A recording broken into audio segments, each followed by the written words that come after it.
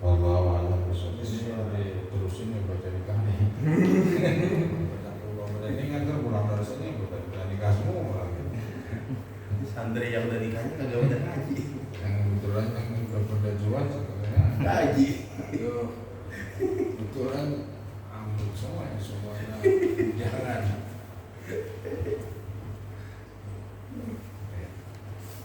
Bismillahirrahmanirrahim. Qala Syekhul Mu'allif rahimahullah wa nafa'ana. Amin. Amin. Darain. Amin. Al-babul khamisu wal ishruna fi fadilatin nikahi.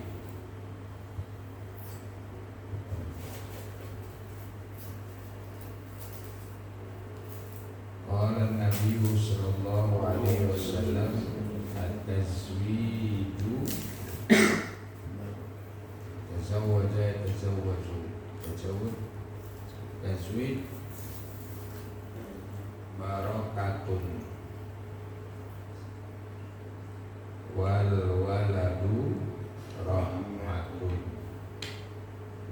fa akrimu auladakum fa inna karomatal auladi ibadatun. Harusnya ngaji ada bapak yang lagi dulu yang punya anak tersebut.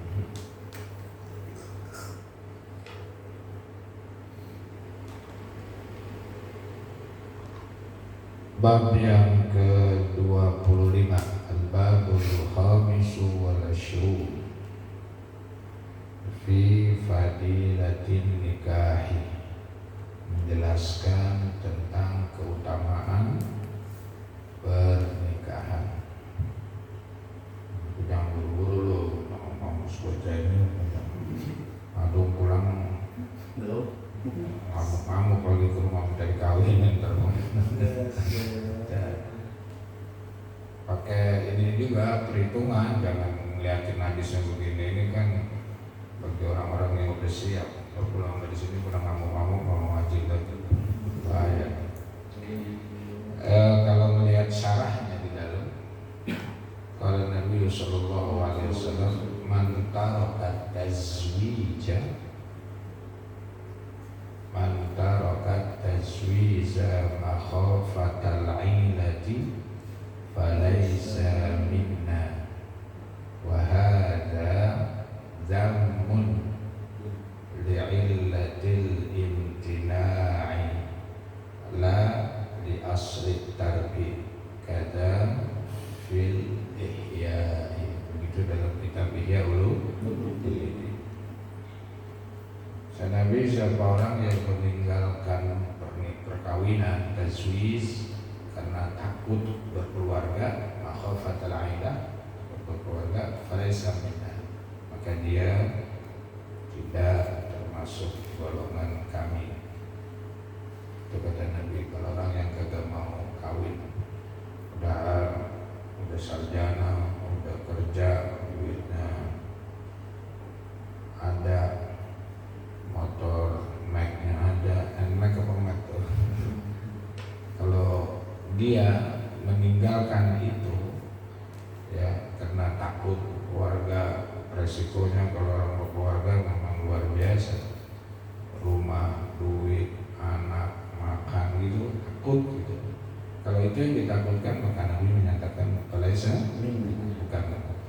Wahada zamun li'illatil imtina, ini sebuah cercaan dan celaan bagi ilatnya mencegah. La li asli tadi, bukan karena dasar meninggalkan, karena ketakutan aja itu.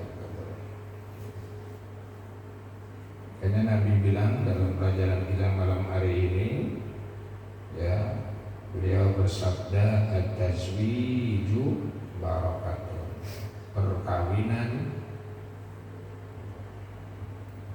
tazwij perkawinan, Tazwid ini masdar dari kata zawwaja zawaja zawiju tajwid, fa'ala fa'ilu taf'il. Karena dia berada di depan menjadi mubtada, maka dibacanya menjadi marfu at-tazwij. Kata Nabi, pernikahan itu atau perkawinan itu barakatun, membawa keberkahan. Berkah. Ya, berkah. Apalagi yang nikah adung, yang diundang banyak banget, ada ulama, ada kiai, ada santri, ada anak mahasiswa, buset berdatang. Ada yang ngirimin bensin, ada yang ngirimin motor. Aduh, berkah banget dah. Pada waktu perkawinannya itu berkah banget tuh. Gitu kan. Yang datang aja banyak banget. Wal waladu, dan anak rahmatun, menjadi rahmat kasih sayang. Salah satu tujuan perkawinan ya orang punya keturunan, makanya dapatkan anak. Di antara lain, salah satu tujuan perkawinan adalah punya anak. Dan orang yang diberikan keturunan menjadi rahmat. Ya, menjadi apa? Menjadi rahmat rumah tangga, ada anak itu menjadi rahmat. Orang pulang dari mana-mana, bapaknya pulang dari mana, dari kantor, di kantor dimarah-marahin sama bos, tapi pulang adem lagi lihat bocah, lihat anak. Kalau nggak punya, itu di kantor marah, di kantor lagi kusut rumah dua, lihat ini kusut itu lagi jadi tambah kusut. Nah itu kalau cari pasangan, cari yang soleh ya, nanya dulu dong sama gua kalau mau mana kira-kira yang cocok ini. Kan aswal miftahul ilm, bertanya itu adalah sebagian dari pengetahuan hidup kita. Jadi sudah berkah, enak banget. Berkah itu apa sih? Ziyadatul khair. Berkah itu nambah ada kebaikan dalam semua aktivitas kehidupan kita, nambah ada kebaikan. Di rumah tangga, di kantor, di kampus, di bergaul, ada berkah banget. Itu keberkahan itu.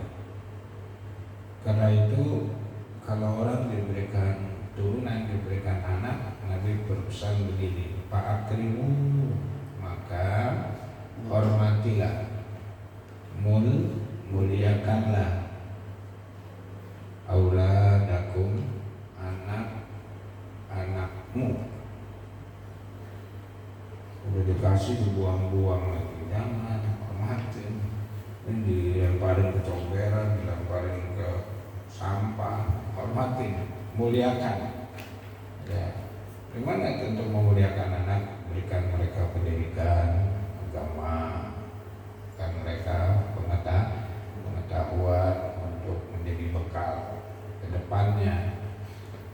Udah bapaknya bodoh, anaknya bodoh lagi, jadi ada ini. Itu namanya nggak menghormati pemberian Allah Subhanahu wa Ta'ala. Maka hormati anak-anakmu. Anak orang lain aja kita hormatin, anak orang lain aja kita muliakan, apalagi anak kita langsung, darah kita langsung, hormatkan.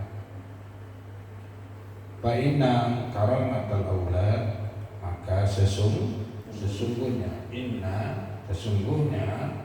karamatal auladi, memuliakan anak-anaknya itu, walad menjadi jamannya lah aulad. Kalau satu cuma walad, kalau orang ada yang kuliahin anak satu, ada yang dua, ada yang 10, padahal kagak kepengen ya, dapat 10. itu barokah itu kita kasih kayak gitu. Tapi jangan cuman anaknya doang banyak, kagak diurusin, kagak disekolahin, kagak dididik, itu namanya bukan memuliakan. Jadi diukur juga dengan keadaan dan kemampuan kita. Kita ini bukan orang-orang ini, kita kan orang-orang yang akademisi juga. Maka hormatilah anak-anak itu. Karena menghormati anak itu ibadah itu termasuk ibadah kepada Allah Subhanahu wa taala. Fikri dikasih anak-anaknya dihormati, dimuliakan. Anaknya kagak ditelanjangin terus, pakai baju, dipakai anting, dipakai itu tidak menghormati dan memuliakan. Itu ibadah. Berikan pendidikan, berikan makan, berikan fasilitas, itu termasuk ibadah. Karena itu kalau kita melakukan sesuatu dengan ilmu kayak begitu, ya memuliakan di situ artinya tidak boleh kita sia-siakan. Sebab anak itu adalah pemberian dari Allah Subhanahu wa taala. Nah itu ada anak yang bapak kayak musuh yang bilang anaknya gue mendingan kagak ada bapak gua, kalau ada bapak gua kagak bisa ngapa-ngapain. Kalau bapak gua kerja gua bebas nih. Nah bapaknya di rumah malah disumpahin karena nggak punya niat. Nah itu bagian kita menghormati, menghargai anak-anak yang diberikan oleh Allah sebagai tanggung jawab kita semua. Ya, termasuk ibadah. Ini anak kagak diurusin, bapaknya kawin lagi. Bapaknya kagak begitu, ngaco. Ya, anaknya kagak diurusin, anaknya kagak ini, malah dia kawin lagi. Mana sih itu? Bukan kagak boleh, bukan kawin itu berkah. Kawin berempat, tapi anak terlantar bahaya juga. Itu penjelasan Nabi kita Muhammad Sallallahu Alaihi Wasallam. Jadi diawali dengan perkawinan, karena perkawinan itu sesungguhnya membawa berkah. Ketika Allah berikan kepada kita keturunan, maka anak itu menjadi rahmat. Enak banget sih ini berkah rahmat. Apalagi fikri pulang dari mana-mana bukan berkahnya, yang bawa berkat. Ya Allah. Ngasih ini buat anak ini. Dulu itu saya ambil itu, kenapa anak-anak yang pada itu anak-anak itu, karena berkah itu berkat itu paling halal. Amal makanan yang paling yang ngasih redok banget, apalagi yang terima. Tambah banyak berkatnya tambah girang. Jadi berkah. Rahmat rumah tangga. Ada ayat yang mengatakan apa itu? Dalam Al-Quran sakinah, mawaddah dan rahmah, kan itu luar biasa, enak banget itu perkara. Jangan sebaliknya berantem. Makanya cari pasangan yang kagak mau berantem kita. Itu yang dalam hadis pertama. Kemudian ini dalam rangka Nabi memberikan target tentang pernikahan. Nabi bersabda, an-nikahu sunnati. Bilang banget nih kalau bilang nikah sunnati. Itu adalah sunatku. Ayat tariqati, artinya perjalananku, tata caraku. Itu menjadi sunnah. Jadi yang udah nikah berarti dia sudah mengikuti. Yang belum nikah kayak fikar berarti dia belum. Sunnah. Faman ragiba an sunnati, faman ragiba bikasril gaib, organnya berbaris kasrah, ragiba yarghabu. Ada an, ragiba an. Ragiba ada dua maknanya. Kalau ragiba'an berarti membenci, kalau ragiba fi berarti suka. Gitu. Jadi yang ta'adda ila harfil jar, dia membutuhkan huruf jar. Kalau huruf jarnya fi berarti senang. Ragiba fa'il madi, ketika dhamir ana ragib tu. Kalau saya benci kamu, ragib betul anka. Tapi saya demen kamu, ragib betul fika. Sama-sama ragib itu tinggal lihat sesudah kata ragibah itu huruf jarnya an atau fi. Kalau an berarti benci. Kalau fi berarti suka, senang, demen. Di sini ada peringatan Nabi, man ragiba an sunnati, barang siapa yang membenci, tidak menyukai, an sunnati, tentang sunnahku, ay faman lam yaruddah, artinya barang siapa yang menolak sunnah Nabi, benci. Nabi menyatakan falaisa minni, maka dia tidak tergolong dari aku, bukan golonganku. Bukan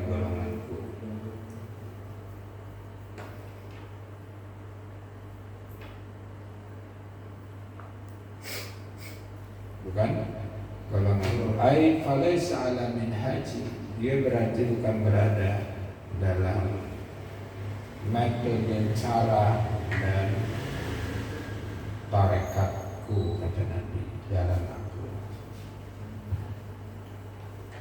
Memang ada orang yang benci atau menikah, bahkan semuanya juga pada menikah, karena kagak punya duit aja, jadi kalau udah mampu, nikah itu harus mampu gitu ya, jangan cuma habis baca ini langsung nikah lagi lah. Pakai ini juga, pakai analisa juga, jangan main asal kawin nanti terlantarin orang lagi susah.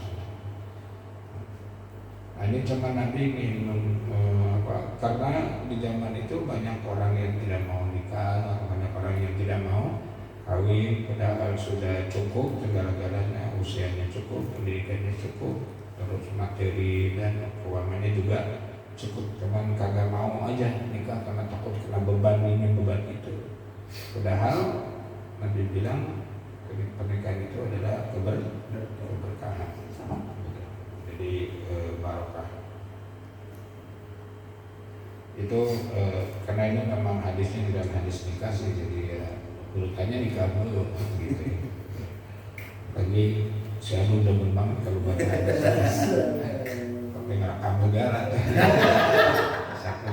saking demennya. Kita di rumah juga lagi kita, tapi depan orang tuanya dikencangin lagi itu, ini.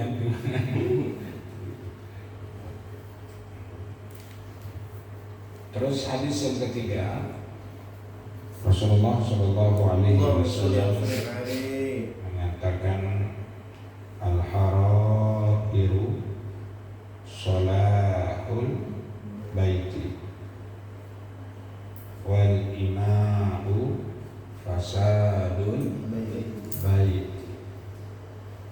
Itu kata Rasulullah Shallallahu Alaihi Wasallam. Al-harair, orang-orang yang merdeka, hurun jamaknya harair. Orang-orang yang merdeka, hurun. Kayak kita ini orang-orang yang merdeka namanya bukan berada di dalam tawanan, tahanan, penjara atau merdeka. Ya, orang-orang yang merdeka, habis ngaji, berdoa, merokok, ngopi, tawa, kalau itu merdeka banget, tidak terimpit, tidak terjepit, gitu. Ya.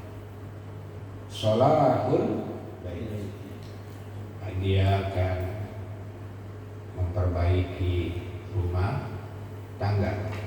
Al-bait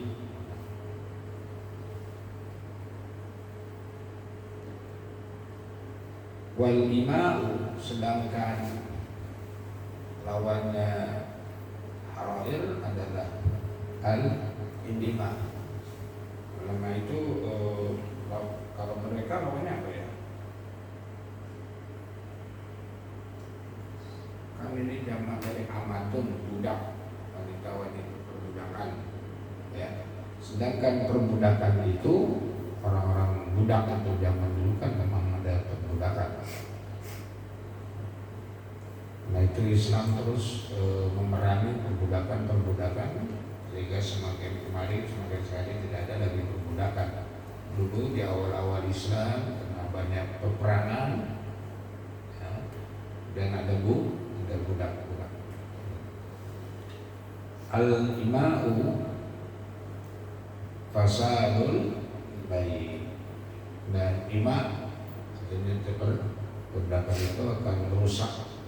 Fasad lawan daripada sholat, merusak rumah tangga.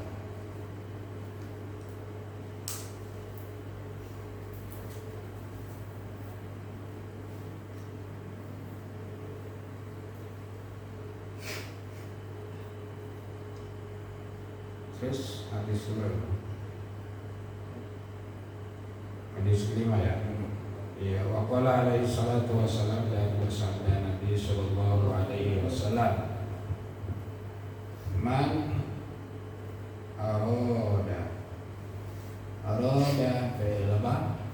Madi, mudhari'nya yuridu. Isim fa'ilnya murid. Murid itu dari bahasa Arab. Aroda yuridu, iradatan bahwa murid. Jadi orang yang punya keinginan namanya murid. Kalau kita punya keinginan bukan jadi murid itu namanya. Murid itu adalah orang yang mempunyai keinginan yang baik, terbaik untuk kedepannya, namanya murid. Nah itu kita disebutnya murid. Murid itu dari bahasa Arab, orang yang punya keinginan, pengen pintar, pengen berilmu, pengen sejahtera, itu namanya murid. Kalau punya keinginan bukan murid namanya. Murad. Arada yuridu iradatan fahuwa murid, maka orang yang menginginkan, ya, orang yang menginginkan an yalqallaha, untuk berjumpa dan bertemu kepada Allah Subhanahu wa ta'ala,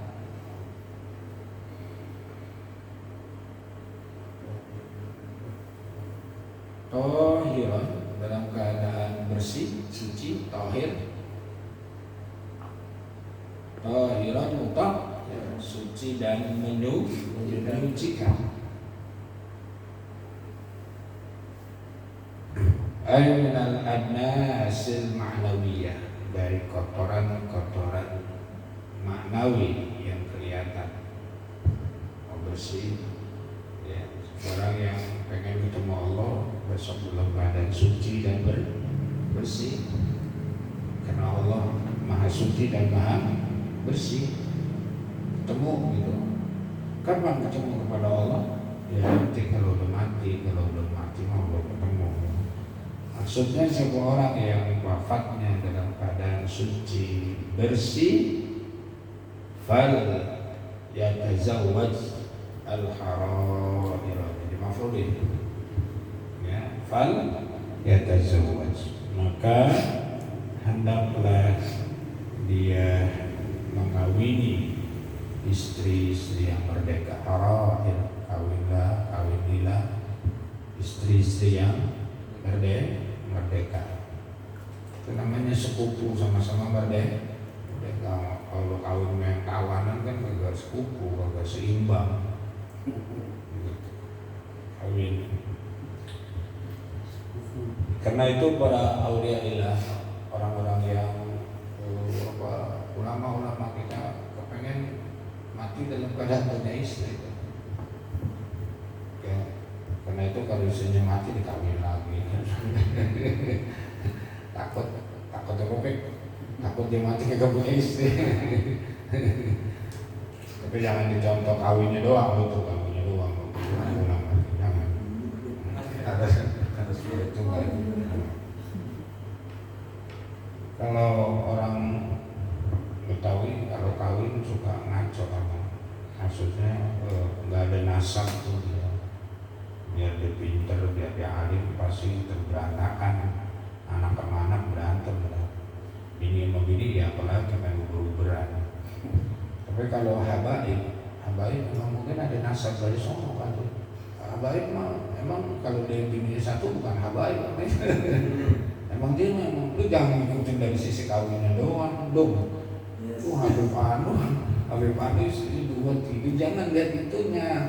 Kalau habaib terus terang aja deh, emang ada dari sononya kagak ada yang satu semuanya. Kalau Betawi kan enggak ada. Kita bilang kawin ini ikut habaib, ya udah berantakan. Pasti itu umumnya begitu, mudah-mudahan sih ini kagak. Umumnya begitu. Yang lebih dari satu emang ngurusnya susah. Tapi kalau jadi imam memang dia lebih menang. Bentarnya jadi imam sholat sama pinter, umurnya sama, pinternya juga sama, rasanya juga sama. Jadi gimana kalau sama gimana Ustaz? Ya cari deh yang bininya 2, yang 2 yang banyak kan. Nah itu ini. Tapi kalau orang-orang awam ahwal kayak kita nih, bukannya nggak dikasih, cuman pada ujung-ujungnya bukan rahmat, bukan berkah, malah jadi azab. Ya saya suka kayak begitu. Bukan berarti saya melarang, saya juga kagak ada yang larang kalau maksudnya begitu. Tapi kalau habaib memang ya Allah jangan aja, jangankan dia jadi ulamanya, jadi berilmunya, tukang minyak wangi itu saya lihat lebih dari 2. Itu emang dari sana tuh dia bisa akur, ya. Apalagi dia dagang kuda, dagang minyak wangi dia banyak. Nah itu, jadi Nabi bilang silakan dikawini orang-orang yang haram, orang-orang yang merdeka, namanya sepupu. Kalau cari juga begitu bang, kalau cari pasangan kita dari pesantren, kita dari pengajian, kita dari cari yang sepupu yang ada ininya, jangan terlalu jauh juga nanti nggak, ini terlalu rendah juga bahaya. Gitu. Jadi harus ada sepupu dalam persoalan keseimbangan. Kayak apa? Angga tuh bagus tuh, seimbang, sama-sama sekantor. Itu seimbang banget.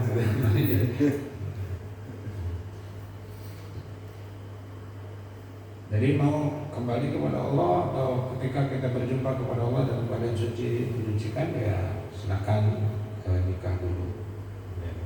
Silakan kawin dulu. Itu yang anjurin Nabi kita Muhammad Sallallahu Alaihi Wasallam, yang kita tidak ragu-ragu karena memang itu perintah Nabi. Kenapa Nabi perintahkan seperti itu? Di balik itu tentu banyak hikmah yang didapatkan dalam hidup dan kehidupan ini. Cuman memang sekali lagi bahwa pasangan hidup ini memang kagak gampang lah. Karena kita bakal hidup bukan setahun, 2 tahun, 3 tahun, tapi kalau bisa sampai seumur hidup.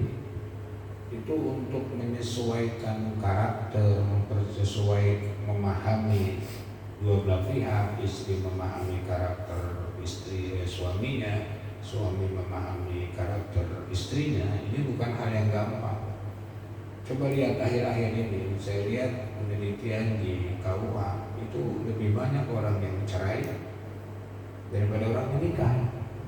Karena agak berat di zaman model seperti ini. Ini bukan hal yang mudah, tapi juga bukan hal yang sulit sebenarnya. Kalau masing-masing kedua belah pihak bisa memahami. Beda dengan orang dulu meskipun kagak pintar, kagak kaya, tapi enak-enak.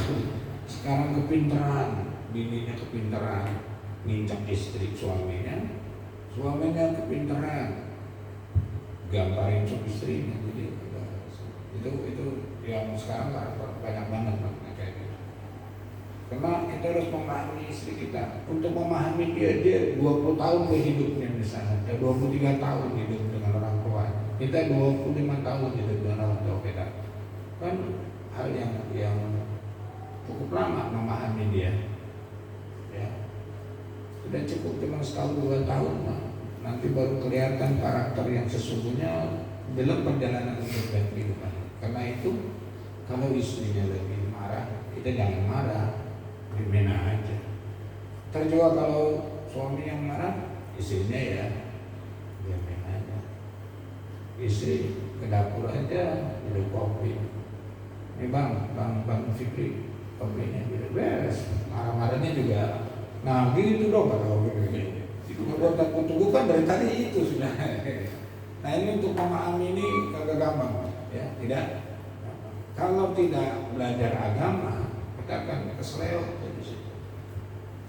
Pasti terjadi pertikaian, percekcokan, terus banyak orang yang uangnya ada, sarjana, ini ada, tapi juga nggak menjadi sebuah keberkahan dan ketenangan dalam kehidupan.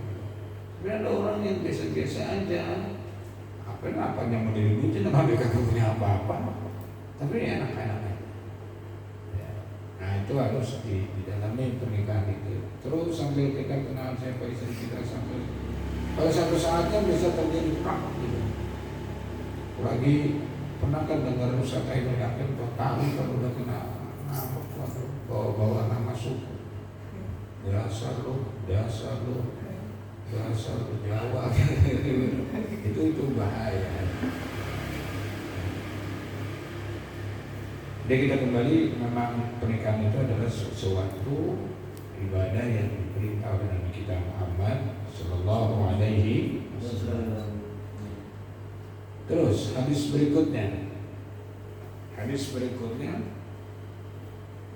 wa qala alaihi salatu wassalam, bersabda Nabi Sallallahu Alaihi Wasallam, iltamisur rizq, carilah olehmu rizki. Cari olehmu rizki. Dengan apa cari rezekinya? Coba Nabi ngajarin bin nikahi. Itu dia, bin nikahi. Dengan sebab